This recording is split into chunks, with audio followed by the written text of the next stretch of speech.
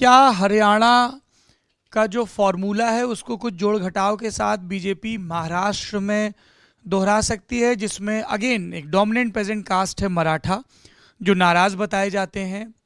मनोज जरांगे पाटिल के नेतृत्व में आंदोलन चल रहा है, आरक्षण की मांग चल रही है।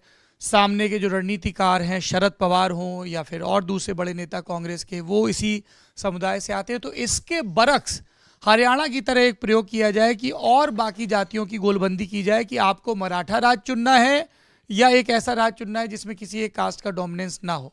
Is there a possibility in Maharashtra?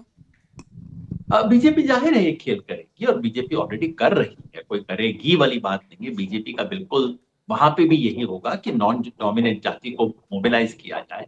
अंतर ये है कि कांग्रेस पार्टी का महाराष्ट्र में उस तरह, अब जो कांग्रेस पार्टी बची है, एक जमाने में दूसरी बात थी, लेकिन आज जो कांग्रेस पार्टी है उसका उस तरह से मराठा के साथ एसोसिएशन नहीं। आप एनसीपी को कह सकते हैं कि वो मराठा की पार्टी, ऐसा बोला जाता है और वो कुछ मायने में सही है। तो जो छवि कांग्रेस की हरियाणा में है वो छवि एनसीपी की है, लेकिन वो सभी छवि पूरे एमबीए कोएलिशन की नहीं है। इसलिए उस रणनीति को सीधे साफ तरीके से हरियाणा में, महाराष्ट्र में लागू करना आसान नहीं होगा, लेकिन जाहिर है बीजेपी उसकी कोशिश करेगी। और इस सवाल पर ऑपोजिशन को और खासतौर पे कांग्रेस को ध्यान से सोचना पड़ेगा।